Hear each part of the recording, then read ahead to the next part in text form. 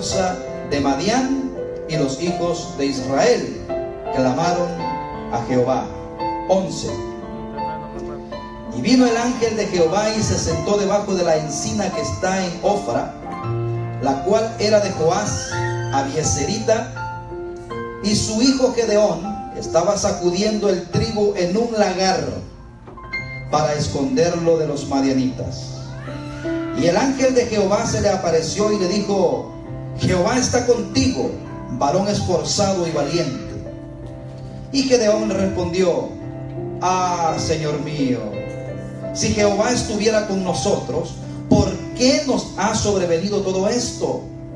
¿Y dónde están todas sus maravillas que nuestros padres nos han contado, diciendo: ¿no nos sacó Jehová de Egipto? Y ahora Jehová nos ha desamparado y nos ha entregado en mano de los madianitas. Mira el 14. Y mirándole Jehová le dijo: ve con esta tu fuerza y salvarás a Israel de la mano de los madianitas. ¿No te envío yo? Entonces le respondió: ah, Señor mío, ¿con qué salvaré yo a Israel? He aquí que mi familia es pobre en Manasés, y yo el menor en la casa de mi padre. Jehová le dijo: ciertamente yo estaré contigo, y derrotarás a los madianitas como a un solo hombre. Y respondió: yo te ruego que si he hallado gracia delante de ti, me des señal de que tú has hablado conmigo. Padre, te adoramos, bendecimos tu nombre.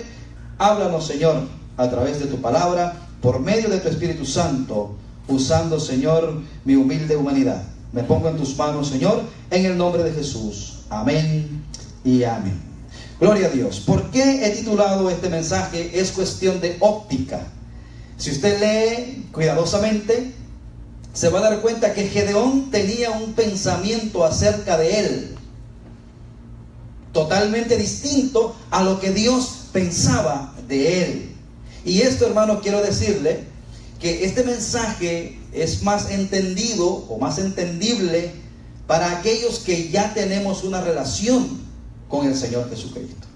¿Por qué? Porque el Señor le habla a su pueblo. El Señor fortalece a su pueblo. ¿Qué pasa cuando nosotros tenemos una relación personal con Cristo? Esto es lo que sucede en la vida del creyente. Al nacer de nuevo, ocurren muchas cosas en la vida de un creyente. Número uno, el creyente es trasladado de un reino hacia otro. Quiero decirle que vaya ya de una vez pensando en el título, que no se le quite de la mente. Es cuestión de óptica. ¿Cómo lo ve el mundo? ¿Cómo lo ven sus amigos? ¿Cómo lo ven sus familiares? ¿Y cómo lo ve Dios si usted es un hijo de Dios? Y lo más importante no es cómo el mundo me ve. Lo más importante es cómo me ve Dios. ¿Cómo se veía Gedeón a sí mismo? Como un cobarde. ¿Cómo lo veía Dios? Como un varón valiente y esforzado. Y ya vamos a ver más adelante que da un poco de risa por las circunstancias en las que estaba Gedeón. Da un poco de asombro el saludo que le da el ángel: varón valiente y esforzado. Pero mire, el creyente es trasladado de un reino a otro. Por lo tanto, el creyente ahora tiene una nueva identidad. Amén. Amén. Quiero poner esas bases para que podamos entender el mensaje. Dice la palabra del Señor en Colosenses, ahí aparece Colosenses 1:13, dice: el cual, el Señor Jesucristo, nos ha librado de la potestad. La potestad, hermanos, es un poder, una autoridad que alguien tiene sobre una persona o sobre una cosa. O sea, el Señor nos libró del poder, de la autoridad que tenía Satanás sobre nosotros. Amén. ¿Se está entendiendo el pasaje? El cual nos ha librado de la potestad de las tinieblas y nos ha trasladado, ojo con eso, al reino de su amado Hijo. O sea que si usted ya le entregó su corazón a Cristo, es hijo de Dios, usted ya no pertenece al reino. Y por lo tanto, al reino de las tinieblas, y por lo tanto, ya ese rey que gobierna ese reino, ya no lo puede a usted gobernar. Hoy usted es trasladado a un reino donde se le ve de otra forma, porque hay otro rey. Amén. Esto significa, hermanos, que en la vida del creyente ha habido un cambio de identidad. Hemos sido, ya yo no soy ese Miguelito, esa persona que viene de allá, de un pueblo insignificante. Todo eso, la cultura, la sociedad me lo puede marcar. Pero en Cristo yo tengo una nueva identidad. Amén. Y eso es importante, hermanos, que nosotros lo entendamos y lo vivamos. Porque no somos ciudadanos de segunda clase. Ojo con eso. Miren lo que dice 1 de Juan 3:2. Amados, ahora somos hijos de Dios. ¿Se acuerda que el domingo pasado estábamos hablando que no todos somos hijos de Dios, o no todos son hijos de Dios? Que hay una condición para poder ser hijo. Bueno, aquí Juan le habla a la iglesia universal, o sea, a todos los hermanos en todas las partes del mundo, y le dice: amados, ahora somos hijos de Dios. Y aún no se ha manifestado lo que hemos de ser, pero sabemos que cuando Él se manifieste, seremos semejantes a Él, porque le veremos tal como Él es. ¿Por qué no le vemos al Señor hoy? Porque tenemos dos cuerpos totalmente distintos. Este cuerpo solamente nos sirve para caminar aquí en lo material. Si nosotros tuviéramos otro cuerpo, pudiéramos ver al Señor aquí. El Señor está aquí con nosotros. Amén. Pero no le podemos ver. Para poder verle, nosotros tenemos que ser transformados a su imagen. Eso todavía falta. Por eso es que hoy la fe es el vehículo que nos lleva a poder conectarnos con nuestro Dios. Porque sin fe es imposible agradar a Dios. Por lo tanto, hermanos, tenemos que comenzar a pensar y ya vivir de acuerdo a nuestra nueva identidad. Por eso, ¿cómo se llama el mensaje? Es una cuestión de óptica. No como usted se ve ni como lo ven, es como Dios nos ve. Nuestro gran problema, hermano, radica en que vivimos en el reino de Cristo, somos hijos de Dios, hemos sido trasladados aquí, pero seguimos con la mentalidad de las tinieblas. O sea, vengo a Cristo, recibo sus promesas, no las entiendo porque yo vivo de acuerdo a como vivía antes de conocer a Cristo. Así no vamos a poder entender absolutamente nada. Si hemos sido trasladados, debemos de trasladar todo. ¿Cuánta gente vive en este país físicamente, pero su mente y su corazón allá en el jacal, allá en el rancho grande, allá donde vivía? Entonces no disfruta ni allá ni disfruta acá. Si usted ha sido trasladado acá, usted tiene que vivir acá completamente. Así es lo mismo espiritual, en la forma espiritual, hermano. Si hemos sido trasladados en Cristo, bueno, vivamos ya de acuerdo a lo que Cristo dice que somos. No de acuerdo a lo que el mundo y los parámetros del mundo dijeron que éramos. Yo allá era un don nadie.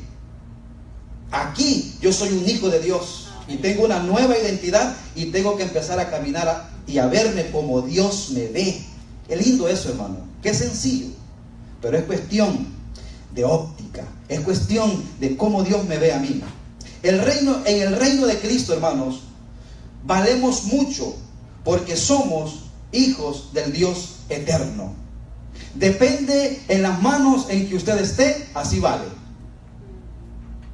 Y pongo el ejemplo porque viene al caso. Una pelotita de golf. En mis manos no vale más que $2.50. Esa misma pelotita en las manos de Rory McIlroy o Tiger Woods, que es el más conocido, esa misma pelotita en una subasta vale millones de dólares. ¿Por qué?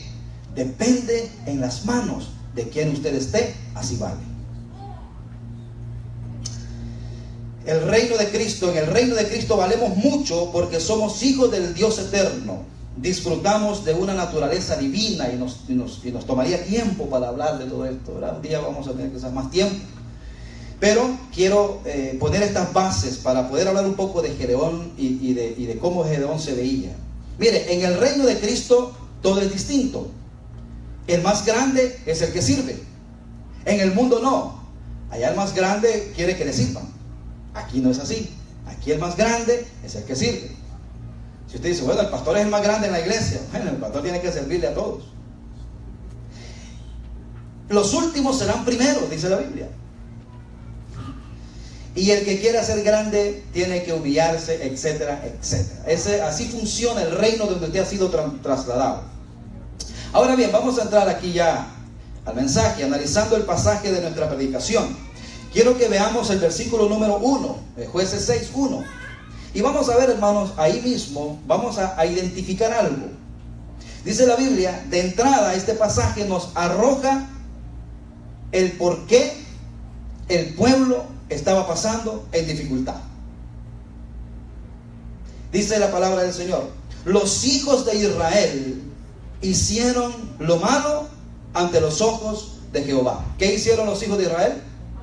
Ok, ahí está el problema. Póngase usted, los hijos de Dios, póngase nosotros. Y mire qué pasó. Y Jehová los entregó en mano de Madián por 7 años. ¿Qué pasó? ¿Qué significa que los entregó en mano de Madián? Usted sabe que un niño, mientras está bajo la vigilancia, hay otro niño que le quiere hacer daño a su hijo. Pero mientras el padre está vigilando al niño, el otro muchachito no se anima a hacerle nada. ¿Sabe lo que está esperando el muchachito? Que usted se descuide para hacerle daño a su hijo. Bueno, cuando dice la Biblia que él los entregó a Madián, es que Dios le dio la espalda. Acuérdese, Dios no habita donde está el pecado. Y le dio la espalda a Israel, y entonces Madián vino por 7 años. Este pasaje, hermanos, nos arroja la causa del problema que está pasando la nación de Israel. Ya desde ahí podemos comenzar a pensar, ¿y por qué me está pasando esto? ¿Y por qué esto? Bueno, quizá este sería un punto en el cual podamos meditar. Israel hizo lo malo ante los ojos del Señor, de Dios. El Señor escondió su mirada del pueblo y permitió que el enemigo le azotara. ¿Cuántos años? 7 años. Pregunta para mis hermanos: ¿fue Dios el culpable de esta situación o fue el pueblo? El pueblo. Nunca le eche la culpa a Dios. Dios no tiene la culpa de nada. Abandonaron fíjense que, ¿qué pasó, hermanos? Dice que por culpa de Madián, ellos se fueron a vivir en cuevas, en cavernas. Abandonaron sus grandes casas, abandonaron sus negocios y se fueron a vivir de una forma terrible. ¿Por qué? Por causa de la desobediencia. Vino una delincuencia que hizo que el pueblo de Israel empobreciera. Cuando yo leí estos pasajes, pensaba en la delincuencia en nuestros países. Casas grandes y terrenos abandonados. ¿Por qué? Por causa de la delincuencia. Nadie quiere vivir. Israel dejó sus casas, sus campos, y se fueron a buscar refugio a lugares, a cuevas. Espiritualmente, hermano, tal vez usted vive en su misma casa, pero usted físicamente, quiero decir, pero espiritualmente a lo mejor usted anda en cuevas, anda pasando. ¿Por qué? Quizá la causa está en que usted ha hecho lo malo delante del Señor y no se ha arrepentido. Y hay que tener cuidado con eso. Miren lo que dice el 2. Y la mano de Madián prevaleció contra Israel, y los hijos de Israel, por causa de los madianitas, se hicieron cuevas en los montes y cavernas y lugares fortificados. Los hijos de Israel, por causa de los madianitas. Mire lo que dice el 3. Pues sucedía que cuando Israel había sembrado, subían los madianitas y amalecitas y los hijos del oriente contra ellos, subían y los atacaban. Esperaban ellos que tuvieran el fruto listo. Es como que si a usted espera que trabaje su semana, que le paguen, y a la salida, así mismo. Hacían todo el trabajo, hasta esperaban que iba al banco a cambiar el chequecito para que usted ya lo trajera cash. Y entonces, cuando sucedía él, venía Madián y se lo quitaba. Permisito, le decía, este es mío. Y de esa forma empobrecía Israel. 4. Y acampando contra ellos, destruían los frutos de la tierra hasta llegar a Gaza, y no dejaban que comer en Israel, ojo, ni ovejas, ni bueyes, ni asnos, porque subían ellos y sus ganados y venían con sus tiendas en grande multitud como langostas. Imagínense ese pueblo que venía de morar. Ellos y sus camellos eran innumerables, así venían a la tierra para devastarla. De este modo empobrecía Israel en gran manera por causa de Madián. Y dice que los hijos de Israel clamaron a Jehová. ¿Ve? Ve que siempre cuando estamos ya con el agua al cuello, clamamos al Señor. Si tenemos el agua a los tobillos no pasa nada. Si lo tenemos aquí por el estómago tampoco. El problema es cuando ya perdemos la superficie. Cuando ya el problema ha sido muy grande, entonces clamamos a Jehová. Y ahí es donde la misericordia y la gracia de Dios nos alcanza. Clamaron al Señor, ¿verdad? En los momentos difíciles podemos ser librados clamando al Señor. No voy a leer este pasaje que está en Deuteronomio, solamente nada más quiero leer el primero, el 29, que dice: mas si desde ahí, Deuteronomio 24, 29, mas si desde ahí buscares a Jehová tu Dios, lo hallarás si lo buscares de todo tu corazón y de toda tu alma. Nada más voy a leer ese. Si desde ahí, ¿qué significa desde ahí? Desde ahí donde tú estás ahorita siendo atormentado, si desde ahí tú le buscas, el Señor promete que lo vas a encontrar. Yo no sé cuál es el desde ahí tuyo, yo sé el mío. Dios, hermano, nos responde en ese momento de angustia. Quiero decirles algo, hermanos. En medio de ese tiempo no había hambre, había escasez y no había un juez en Israel. Acuérdense, el tiempo de los jueces, cuando se levantaba un juez, el pueblo venía al Señor. Cuando el juez se iba o ya no había, el pueblo se desenfrenaba. Eso es como un dicho que dice, ¿verdad? Mientras no esté el gato en la casa, el ratón hace fiesta. Algo así le parecía a Israel. El Señor levantaba un juez y el pueblo se volvía a Dios. Ese juez moría y el pueblo se iba con otros dioses. Bueno, este tiempo era ese. Cada quien hacía lo que bien le parecía. Pero miren lo que dice el 11. Bueno, pero vemos, hermano, aquí, antes de leer el 11, que había un joven, Gedeón, que él de alguna manera trató de hacer algo peligroso lo que estaba haciendo, porque no podía andar en medio de ahí porque tenían miedo por los. Acuérdense que el temor los tenía paralizados. Pero este joven hace algo extraño, hace algo para sobrevivir. Él dijo: o salgo a buscar algo o nos morimos de hambre. Y miren lo que hace, el 11. Y vino el ángel de Jehová y se sentó debajo de la encina. Acuérdense que habían clamado a Jehová, que está en Ofra, la cual es de Joás, Elieserita, y su hijo Gedeón. Estaba sacudiendo el trigo en un lagar para esconderlo de los madianitas. Hermanos, ¿qué es un lagar? Un lagar no es un lagarto que le faltó la T y la O, ¿verdad? No, un lagar es un hueco, es como una pila, vamos a decir, donde se tiraba la uva y tenía ciertos huecos abajo, y las doncellas del pueblo se metían a esa pila y con los pies pisaban la uva y abajo estaba cayendo el vino. Ya saben, no había licuadoras. Entonces el lagar era para pisar la uva, para extraer su jugo. Eso era un lagar. Hermano, el trigo no se sopla en un hueco, en un lagar. El trigo se sopla al aire para que el tamo vaya hacia un lado y el trigo vaya hacia otro. ¿Quién se le ocurre cuánto podía soplar él? Porque ahí no había viento en ese lagar. Estaba escondido, tenía miedo. No era el hombre que... por eso le digo que es tremendo cómo lo saluda el ángel. ¿Cuánto podía soplar él con su airecito? Porque ahí no había aire de arriba. ¿Para qué? Para hacer pan. Algunos creen que Gedeón era panadero. O sea, que aunque en ese tiempo su panadería no estaba cerrada, pues no había nada que comer. Pero se cree que él quería hacer pan. Eso, hermano, es interesante. Yo le voy a pedir que después usted lea los dos capítulos, capítulo 6 y capítulo 7, porque se va a dar cuenta por qué algunos piensan que él era panadero. Bueno, Y dice que estaba ahí en el lagar, ¿verdad? Escondido por esconderse de los madianitas, dice el 11. Tenía miedo, estaba escondido, esa era su realidad, ¿verdad? Pero Dios se aparece y le dice algo sorprendente. Hermano, qué tremendo. ¿Quién era Gedeón para Dios? Era pueblo, era hijo. Pero Gedeón vivía con la mentalidad de una persona que no es hijo de Dios. Él se veía de un modo y Dios lo veía de otro modo. Miren, le dice, el ángel de Jehová se le apareció y le dijo: Jehová está contigo, varón esforzado y valiente.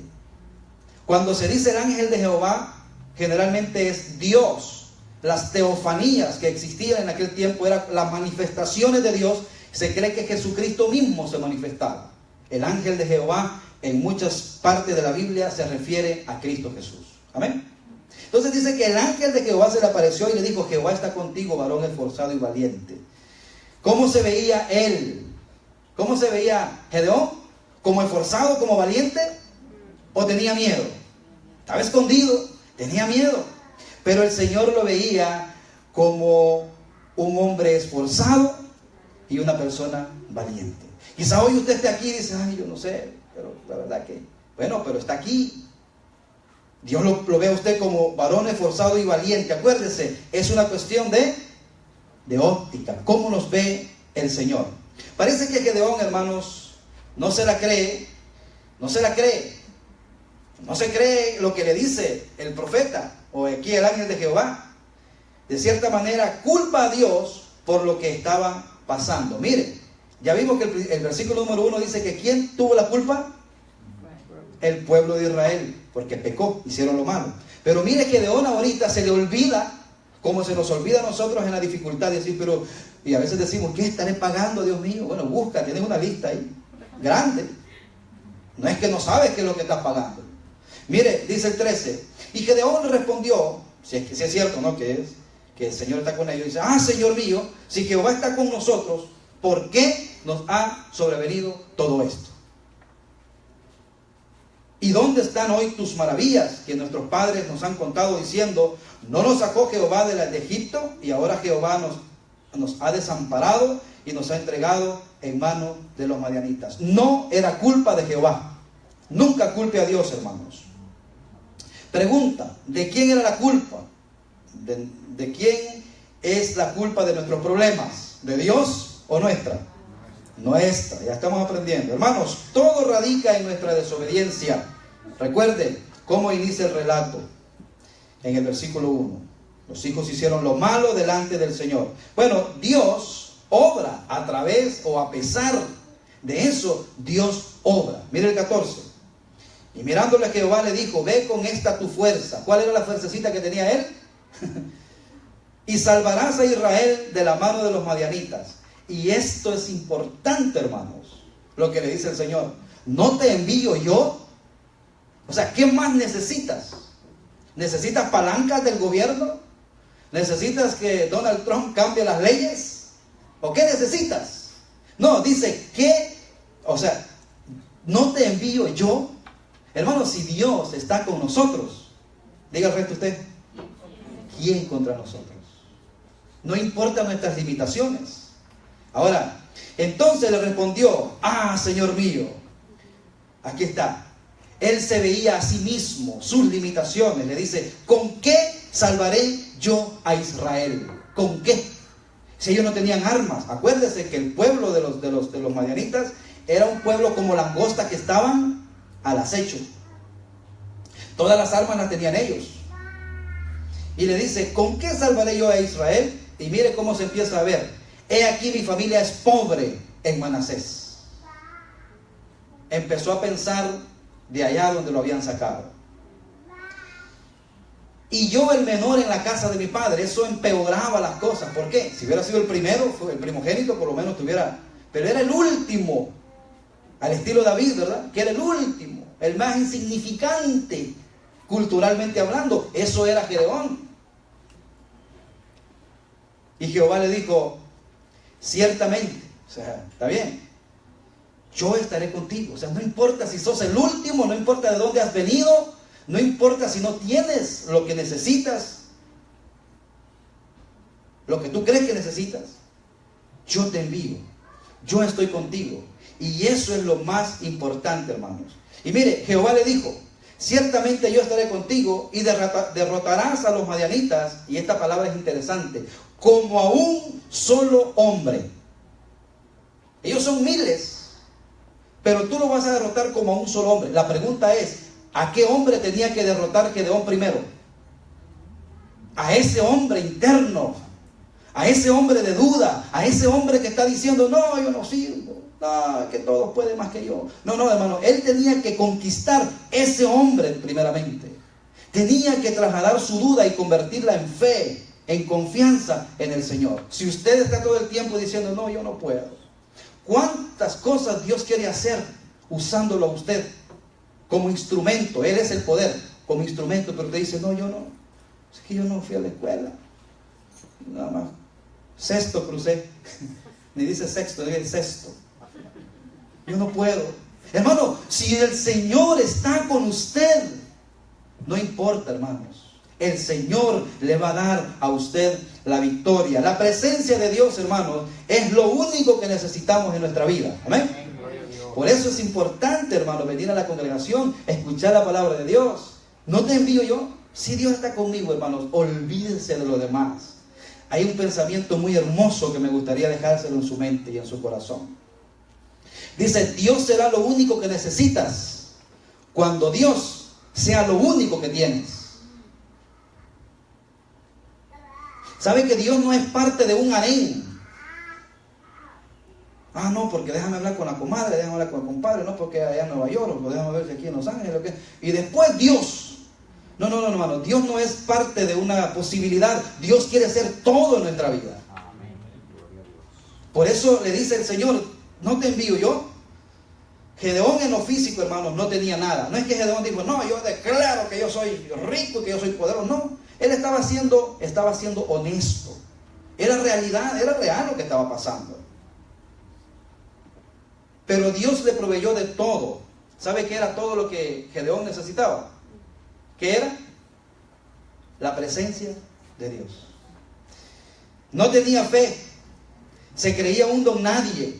Miren, es interesante esto. Él se creía un don nadie, pero Dios lo comisiona. Convocó al pueblo, y después quiero que lo lea, pero tengo que correr por el tiempo. Y el pueblo acude a su llamado. El pueblo le reconoce como un líder. Dios empieza a respaldar a Gedeón. Mira lo que dice el 34, 6:34. Entonces el espíritu de Jehová vino sobre Gedeón, y cuando éste tocó el cuerno, los abiezeritas se reunieron con él. O sea, Dios, si usted lee, él le pone al Señor algunas pruebas, que por cuestión de tiempo no las podemos hablar, del vellón, ¿verdad? Que si parece mojado, que si está seco. Bueno, al final él se convence y le dice al Señor, toca el cuerno. El cuerno, hermanos, se tocaba para convocar a la guerra. Hay iglesias que tocan cuernos adentro, eso no tiene ningún significado, porque tenemos celulares, ¿verdad? O un email. Ya no es necesario tocar cuernos, porque era para convocar al pueblo hacia una guerra. Y dice que tocó el cuerno, yo me imagino, hermano, todavía Gedeón tenía miedo, me imagino el primer sonido del cuerno, algo con temor. Pero dice que como Jehová estaba con él, empezó el pueblo a venir, ¿verdad? Aquí dice, Gedeón dijo,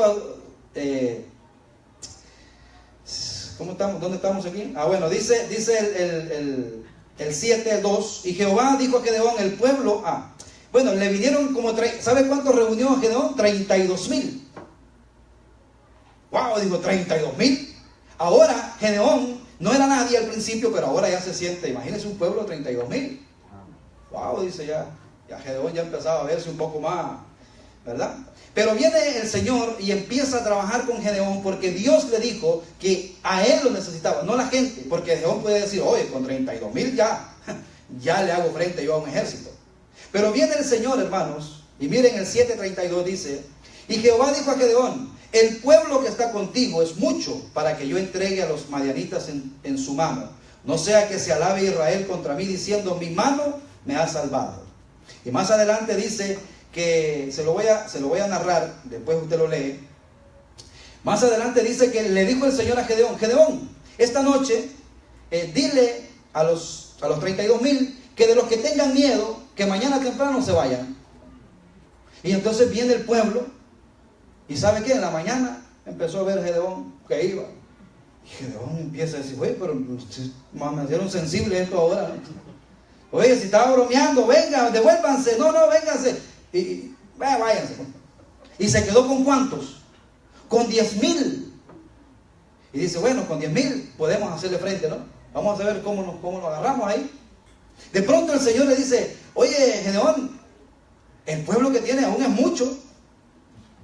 Gedeón empieza, mire, de arriba hacia abajo, porque quería el Señor que Gedeón entendiera que lo único que necesitaba para vencer era su presencia.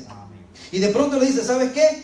El pueblo tenía 2 días sin tomar agua. Le dice, ve que corran y que toman agua, y cuando tú veas, y observa a los que toman agua, obsérvalos. Aquel que corre y que va de bandada y que se hace hasta un clavado en el agua, ese no te sirve. Aquel que llega y lame como perro y está viendo y tomando y viendo, ese apartádmelo. Y Moisés empieza que hasta lo partan donde ve el agua. Imagínense 2 días sin beber, hermano, ¿qué hace usted?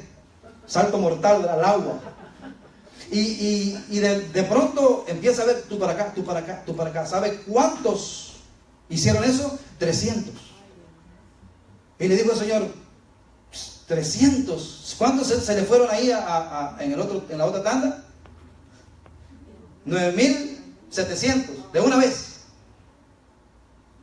Y de pronto le dijo, ok, ya tienes lo que yo quiero. ¿Y sabe qué? Viene entonces, él dice, bueno, no sé cómo Dios lo va a hacer. Y le dice, oye, Gedeón, yo quiero que tú vayas donde está tu enemigo. Y si tú tienes miedo, llévate contigo a un siervo tuyo, a Fura. Si tienes miedo. Y entonces le dice, Fura, vamos. Y dice que se van, hermanos, y donde estaban acampados como langosta, estaban ellos listos para atacar ya. Acuérdense que había triguito ya era tiempo de atacar otra vez. Y dice que escucha Gedeón, que uno de los del campamento tuvo un gran sueño. Y dice que le dijo, oye, pareja, no sé cómo decían ellos, soldado ahí. Oye, pareja, ayer tuve un sueño. Le dice, dime el sueño.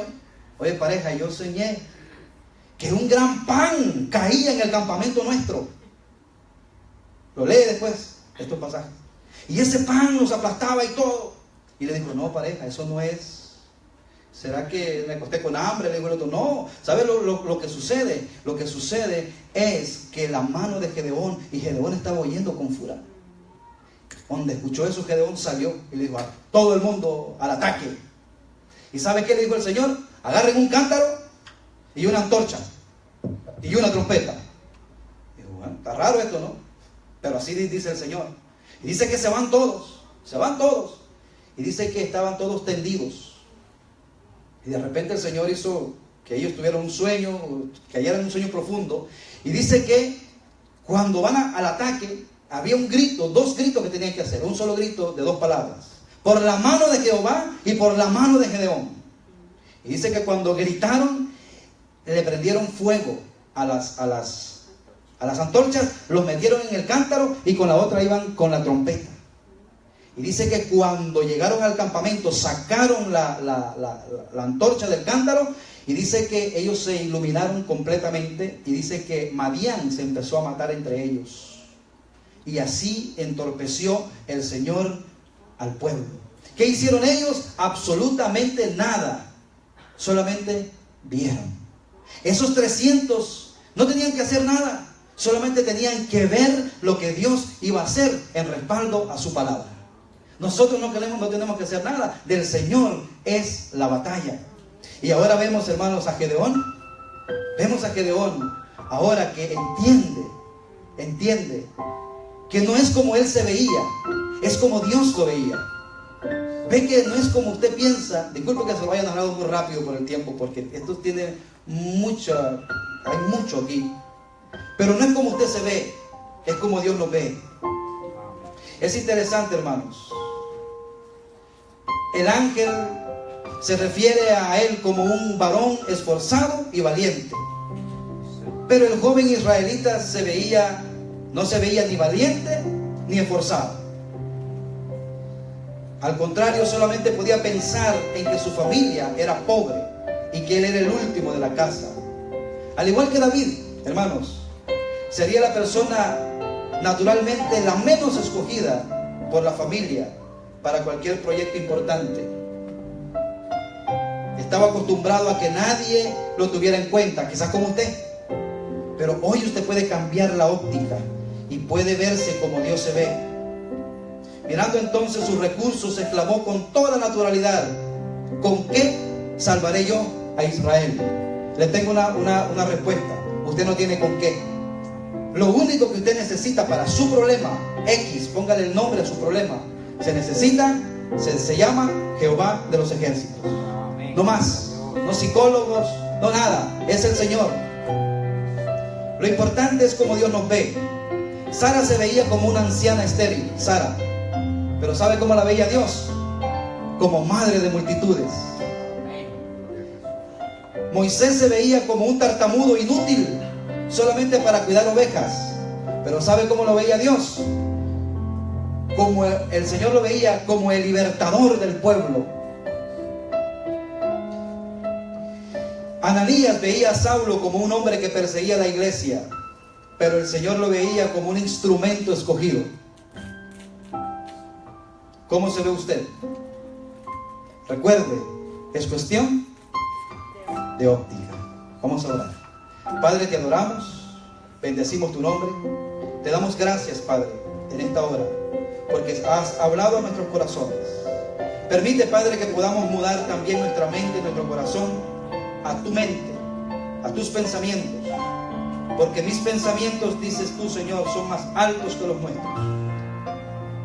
Permite, Padre, que seamos trasladados también íntegramente a tu reino, pensar como tú piensas, no seguir pensando, Señor, y no seguir dependiendo de lo que el mundo dice que soy, sino de lo que tú has dicho que soy. Soy un hijo tuyo, heredero de las promesas. Ayúdame, Señor, a poder caminar dignamente como un hijo tuyo, obedeciéndote en todo. Gracias por este momento, Señor. Bendícenos una vez más. Te lo pedimos, Padre, en el nombre de Jesús. Amén y amén.